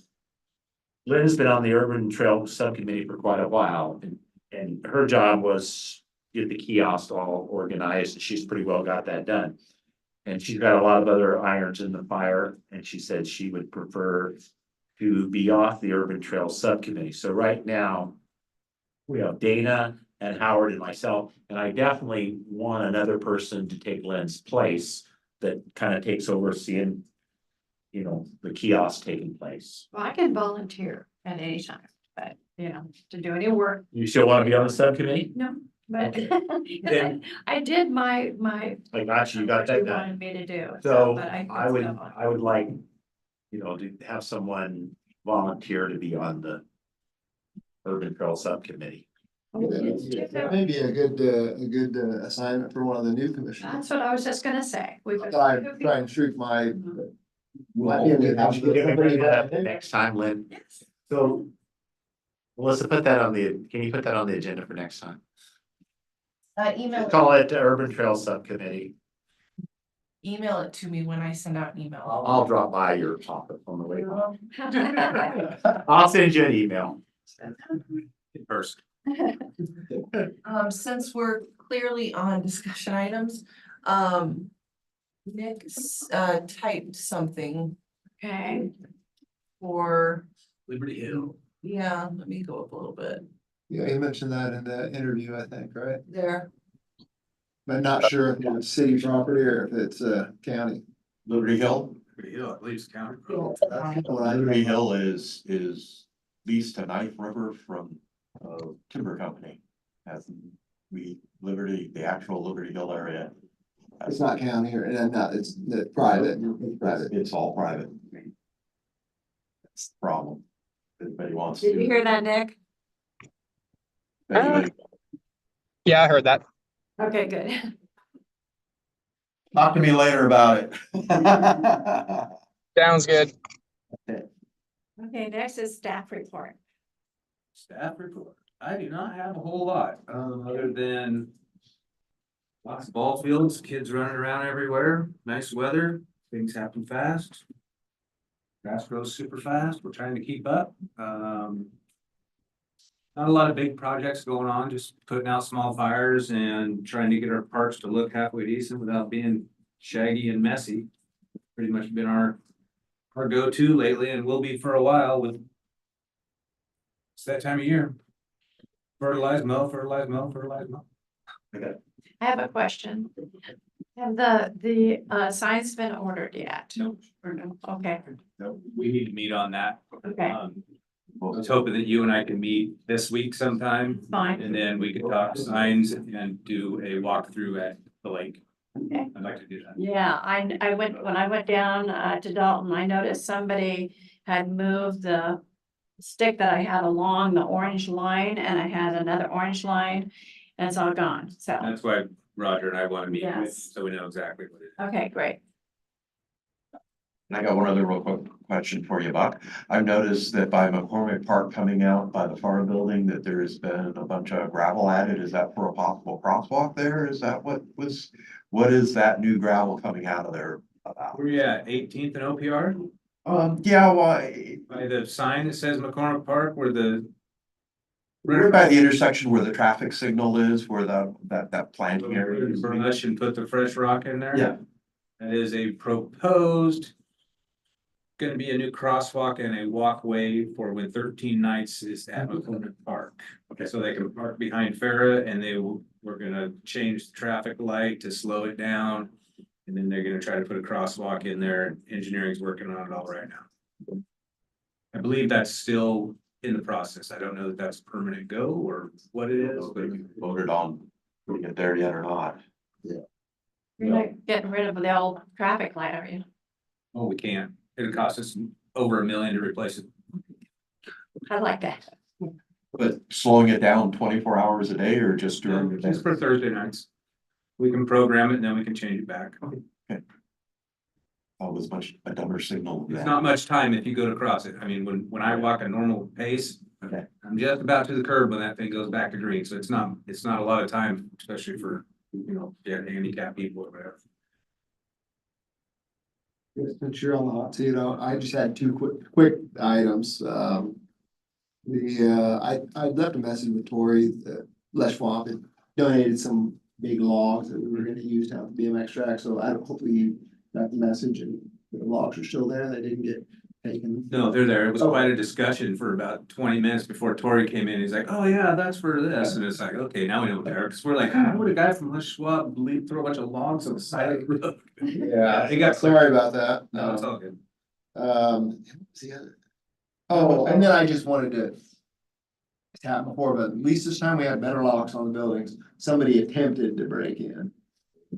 But I put better locks on there, so just wanted to bring that up. Needs repairs or is it good? No, I think it's the hasp of that back building or whatever, you know, so it's just, I can't open it because they beat it down. I don't know if they were just vandalizing or they were trying to actually break it off, because it has broke off before, but this last one I put on there, I ran it all the way through with a big plate on the back of it and a couple of nuts on there, and so they weren't able to physically bust it off like they had done before in the past, so it's just bent to the point where you can't actually open it without, I gotta put a wrench on there or something to try to. Yeah, or we can look at it if you want, Put whatever. another one in or something. Anyways, that was it, but. Counselor's report. Okay, not too much today. I want to thank Howard and all of those who attended the fourth party in Mountfield Park this weekend. At our last council meeting, the council did vote to move 13 nights to McCormick Park, so that is official. I still don't know quite yet what that's going to look like, but the main concerns were all of the construction that would be going on downtown here, and then lack of parking. So it will be held at McCormick Park. Still a lot of details to work out. Most of these are relating more McCormick Park, I guess, but we already talked about Citizens Day on June 22nd. If you know anybody that's interested in volunteering there, we're looking for over 50 volunteers. So there's lots of space for people to, even for just an hour or two, if they want to jump in and get involved. And then also on that topic, with Memorial Day coming up, if we could get a little spruce up of the veterans area. And then also that same neck of the woods, Taylor Thiel, I talked to her this weekend from the Scappoose Bay Watershed. Would like to meet next week. I think it's a Tuesday, Buck, on the 16th at 9 to just walk around that site, and they're interested in removing invasive species from that area. So if you're available. Again, I'm sorry. It's April 16th, Tuesday morning, I believe, to walk around and just, they're going to be doing an invasive species study at McCormick and talk about what they might want to tear out of that area. And other than that, I think that's it. Can I add one thing to that? Another thing with the 13 nights going to be at McCormick, the discussion has come up several times on the power down there by the restrooms for vendors. With a lack of power actually, and it's in the process of PUD working with us to get, I believe it's 2 450 amp plugins down there for vendors to use, and then it would just be cords out. We were originally going to cut ditches and do tons of work, but just basically budget and time frame. It's down to the footprint that's there will currently stay the way it is, but PUD will have to change whatever they do on their lines to get more to us. And then there will just be a little bit bigger box there. I mean, it's like going from this to this, so it'll be a very small change, not a bunch of ditch work going on or anything. The power box will be in the same spot, so you won't have. Originally, we were talking about moving that behind the bathroom just so it's more pleasant to look at. It's not in the way, but that's a lot of money and a lot of time. So that's, I believe, going to happen. It sounds like it's very probable that more power will be down there. But like I said, it's going to be hardly no damage to the park or anything. It'll be very simple. So, now you know that's construction. McCormick Park had its challenges too. One of the big concerns being that Thursday night, it will also be utilized by softball. So that's why parking is being opened up behind the rec center. It's because there's a lot of people in that park on Thursday nights. So. Yeah, we have a event every Thursday night. May and June. Yeah, not May and June. So. Okay, Most of my, yeah, it's a handful. At 5 or 6 bars maybe. okay, next is discussion items, and I have a handout here. We're gonna have the annual appreciation reception on April 23rd at 5:30. And it's gonna be, you need to RSVP with Kathy Payne. And it's gonna be at the community center on Gable Road. And I urge people to attend because they work hard, they spend the money on the food and everything, and it would be nice for people to show up, all of us, you know, if you could possibly do that. And it's really nice getting together with everybody. What time was So, that? next, I'm gonna pass this around. Nice job. It was nice. Oh, It's, yeah. We need to keep and also, I want to mention that I went to the Toy and Joy Makers this last year, and we'd like to go and attend that. And we had 2 tables that the city had bought for us to attend. And my husband and I went, and we were the only ones from all the commissions and boards that went there, and I felt really bad about it. It was a fun time, it always is, but if they do that again, I urge everybody to attend because it really is fun. Dana has her hand raised again. I mean, Dana. okay, Dana. Sorry, I actually had a quick question for Brandon, when he was talking about the, like cleanups and work at McCormick Park. I missed the dates on those. No cleanup was done yet, just Buck's crew to do the regular maintenance and just a little spruce up of the veterans area. And Oh, then, okay. somebody from the Scappoose Bay watershed is coming to just do a walk around for an invasive species study. Hey, Dana, I was gonna, I've got 5 items here and I was gonna throw out the date of Saturday, the 20th, April 20th. Because in celebration of Earth Day, having a cleanup at the Japanese gardens. And would people rather have it from 10 to 12 or 1 to 3? I'm thinking maybe 1 to 3 because Just one thing to be aware of, I mentioned that at the Knob Hill cleanup, Yeah. potentially the 20th. And a couple people said we're already going to other park cleanups that day for the, there's so many things just- going on. there's other stuff going on that day too, just so we're aware. But if we can get a handful of people, we'll make a difference. Dana, so did you hear that? So, yeah, if we do it on the 20th, I wouldn't be available after 12. But if we did it on the weekend after, I'm available like all day. Okay. So, but yeah, on the 20th, I would have to be out of the park by 12 or before 12 o'clock. Okay, so a morning would be best for you.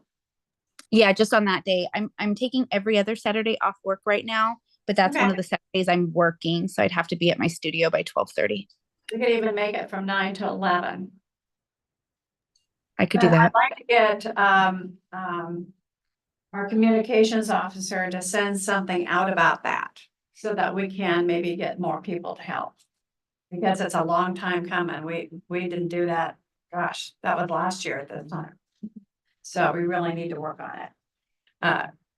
Scott? Yeah, I have my, well, let me remind everybody, we formed a subcommittee, about the, Milton Creek Trail and all that. Well, I'm not done yet though. So listen, yeah. My turn. No, I had 5 different items, so let me go through them real quick. And then I've got handouts. That's all, too. Pardon me? 3 or 4 minutes also. Yeah. So I've handouts for the new assignments or lack of assignments on several parks that I'm passing around. And I just mentioned the Japanese gardens. And cleanup day. Oh, also, we have, in fact, I think we just handed it around, but there was a Senate bill 1576 that was gonna have, somebody tripped in our parks.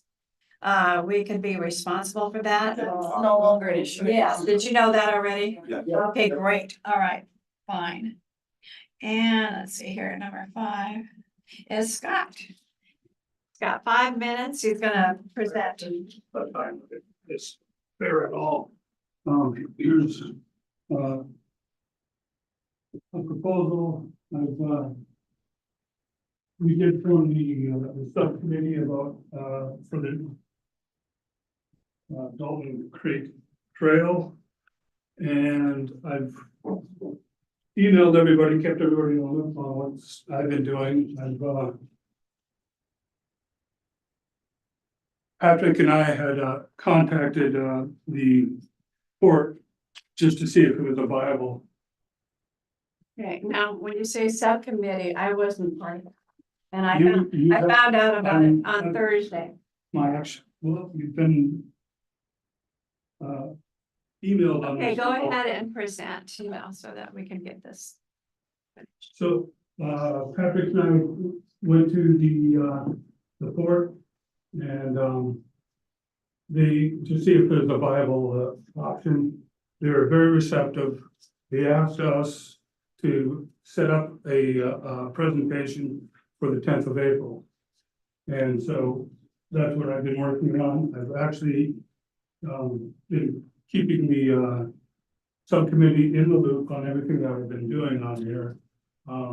So I'm looking to get, be able to do that presentation here this Wednesday at 8:30. Jerry has said he would like to come too. On the subcommittee. You are on the subcommittee. I've made a draft, and this is it, the proposal, I mean, what I'm looking at. I've spoken with, John, and John's on board with this. He's gonna come with us to the meeting on Wednesday. And I also spoke with, Sean. Sean had asked he responded today with an email, and so I'm gonna have to amend this. This presentation to reflect what he was saying. I tried to get this on the agenda. I responded 5 minutes after we got that to get an update on this. And so that's why I was asking about. So is the presentation to the port, To the the same port. presentation we're looking at here? Yep. Well, to be amended, with what Sean had emailed me. I mean, they asked me to give a presentation, so, I mean, since they seem to be really receptive. And we went there with, because Brandon had said something about, we need to, contact him soon in order, just so we have that option. So that's what I've done since then. So I'm trying to, do that on Wednesday with John. If it seems like there's a problem with this, with our chair, if that's the case, we can reframe the presentation, have the city do it, and then just cut us all the way out of the whole, idea of the port and the, other side, the city side of this thread. Well, I checked with Kathy Payne, to, get this, let her know about this, and, she says what I explained to you is that we get together, subcommittee or whatever, gets all this together. Then we get an approval from the commission. Okay, so the presentation hasn't been made yet, so I ask you to put it on the May agenda. And then what we do is get an approval to go forward with a commission. Then it can go to the council at another time. But if you want to talk to the port, that's not appropriate unless you get the approval from the commission. So that's why we're saying, when we get the approval, then, it can go on. Yeah, I think the whole thing sounds great. I think I think We can strike all I think that I mean, it seems a they're little, very it receptive. seems a little premature to have just jumped right to Yeah. making a presentation that we haven't even seen as a group yet. That's all, that's all I'm getting. I'm not trying to raise any feathers. I'm just like, it seems, it'd be like me going out and working on something by myself, and then I come here and go, hey, by the way, I'm gonna be making this so really I've already kind of, you know what I mean? You've already kind of made the The decision. Oregon Trail, going and doing stuff by yourself. Kept everybody in the loop by email on this all the way through. Maybe you have, I don't know, I haven't seen it, I didn't see any, but I get so much emails, I don't see half my emails, so. Well, on the subcommittee. Huh? On- Oh, yeah. everybody was on the subcommittee. I was The reason gone why for I'm almost 2 doing months, this but I didn't get it, Because hear about it. What's that? I said I was gone for almost 2 months and I didn't hear about it until you I sent mean, the it sounds like. presentation. The group as a whole, we're all in Thursday. agreement of doing both of the things, whatever. It's not that it's They a have brought up, there's no issue, it's just, I think the process, I think that's. Well, the process with the Urban Trail Commission, you know, I can speak for that because I'm the chairman of that. You know, we never got permission from our commission here to have a meeting or to move forward. It was just something. Now, I was invited to go along with Burkle, was it? Patrick Burke. And, Berkeley. and there were some people from the Port of St. Helens also that was there? At the speed. Yes. Oh, it was at the port, because it was. No, I mean, when you went and actually walked the area, No, it was just. just Patrick, yeah, and I was invited to that, but I had something going on and couldn't go to that. And I don't know who Lynn was put on the subcommittee. Whether knowing or not knowing, and I'm on the subcommittee, you two are gonna be vice chairs, that was what we discussed at the meeting. And I'm not sure who the other member of the subcommittee was going to be. It was going to be Brian, but then he resigned, but for whatever purposes, Jacob was also on that. So I've also looped him on all this, on all, everything that's happening. My thinking is, you know, John Walsh is on board with this. He's our city manager. You know, City administrators. Yeah. Oh, yes. There is a difference. city administrator. Yes. Thank you, Mr. Tupper. I will not make that mistake again. I'll be all over you if you do. You know, so, you know, John's on board with that. Subcommittee knew what was going on. I mean, it wasn't, you know, Lynn may not have got the information. I didn't get a phone call, an email, or I didn't know about anything until I saw a presentation that was going to the Port of Columbia County on Thursday.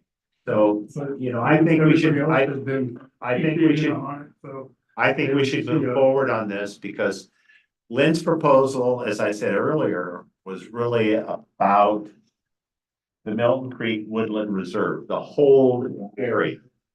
And kind of what Patrick Burke and Scott wanted to do was they wanted to have a trail that's on both sides. Okay.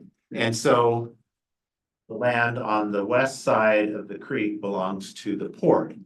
And I'm thinking that, okay, we've got the subcommittee that knows what's going on. The city is that right, administrator? Yes. Okay, the city administrator knows what's going on. The port has already offered, they want the subcommittee to go and talk to them. And what my understanding, what we're gonna talk to them about is the trail that's on the west side of it. Hey, what do you guys think? Do you think this is a good idea? Would you guys be willing to do this? And then we can move forward from what they say. I don't. It's not gonna affect the. The subcommittee, like I said, in the past, Nothing. the subcommittees have never got permission from the commission.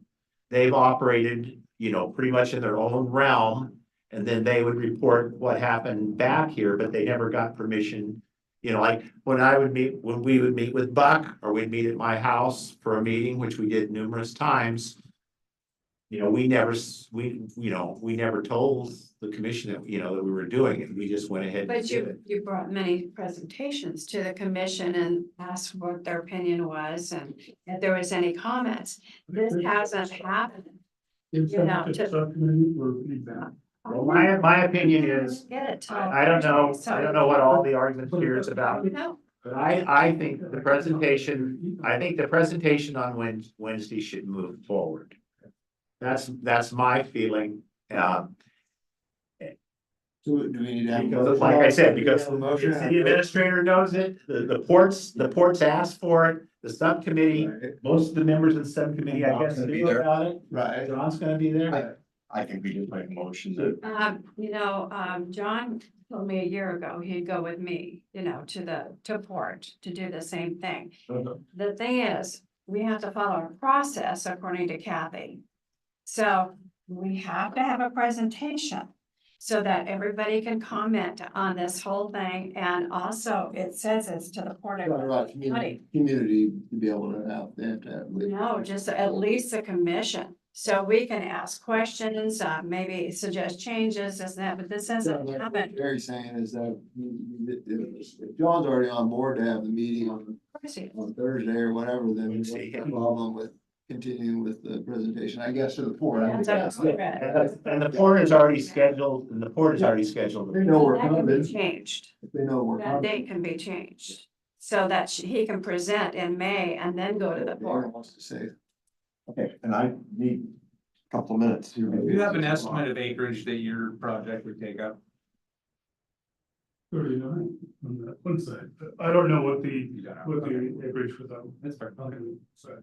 Where you mentioned earlier But I'm that you were thinking about, there's a wetlands mitigation where there has to be a setback of 100 feet. You were gonna ask for more than 50, that but that was actually on the city side. on the city side, but on the ports, this is just on the port side. On the port side, it's. We've got, quite a distance. we've got 4 minutes Mhm. and we have another commissioner that has something. But I, according to Kathy Payne, this is what we need to do. And there's nothing wrong with changing the dates, going to the port.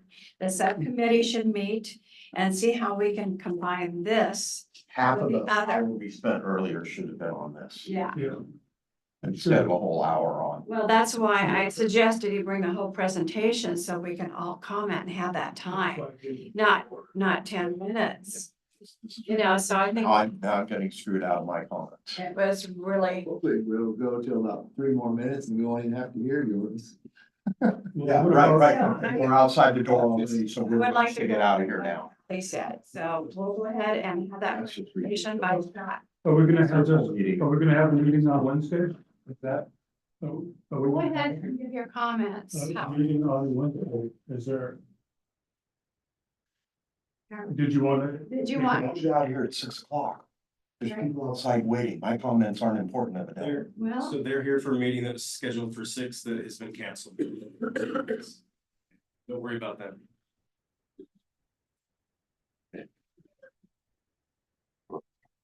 Fail, we, and we didn't. looking to see, maybe you guys will make one to. I'm still with the thing here, the subcommittees. Maybe Lynn didn't know about this because she didn't get in the loop somehow, but John knows about it, the port knows about it, the subcommittee knows about it. You know, and I think we should go and listen to how the port feels about. How they wanna deal with that west side of Milton Creek there. And I think we should all be working together and keep that communication open. There is no reason why it couldn't have been communicated with, but it's not about me. It's about now combining Sounds like this an effort. impasse here, so how do we bridge the gap here? Well, So the question is, here's the question, do we wanna go forward with the meeting on Wednesday? We're gonna cancel meeting on Wednesday and have more discussion next time, which would probably be the smart thing to do. And then meet with the port, you know, after our next meeting. And then maybe a lot of these issues can be resolved. Well, there's another way of going about it. We could reframe it and have the city give the presentation, have John give the presentation on Wednesday, and then we wouldn't be part of the whole thing. In my opinion, they would be more valuable to come from this group. But if It's if not you don't always trying feel, to make this happen, I'm sorry, Brian, this quickly or anything like that. They asked me to do this, so I figured, since we have the opportunity, and this is what we're going for, I said, sure, let's do it. Who asked you to do it? Sean Clark, the executive To give director. the presentation to them, but I don't think they knew, you know, there's been some miscommunication on what our process should be. And I think it would be better to combine the two, because not knowing this and having this made up for quite a while, it would be nice to combine those because it's in the same area. if you don't feel like you're ready for a formal presentation or that these two could be merged before you deliver a formal presentation, would it hurt to sit down with them anyway on Wednesday and just get a feel? Say this in very general, basic terms, this is That's good. This is what we're interested in. What are your thoughts? Just get some initial feedback, start the discussion. And then in a month or in 2 months, after this has been merged and after it's been tweaked to where everyone feels good about it, you could go back and give a formal presentation. I think that's a good idea. I second that motion. Yeah. Yeah. Good idea. If it was. That does sound pretty good. All right, sounds good. So just to be clear, we're having a meeting on this. Yes, just to get their feedback. All right. Howard. I just wanted to give you an actual recap of, we had 13 people to our work party on Saturday. We gave 34 hours. We want to thank the city of St. Helens for helping promote the event, which has been really good. I also want to thank Buck for the gravel and stuff. Just so you guys know, I built another swale, I know for about 4 or 5.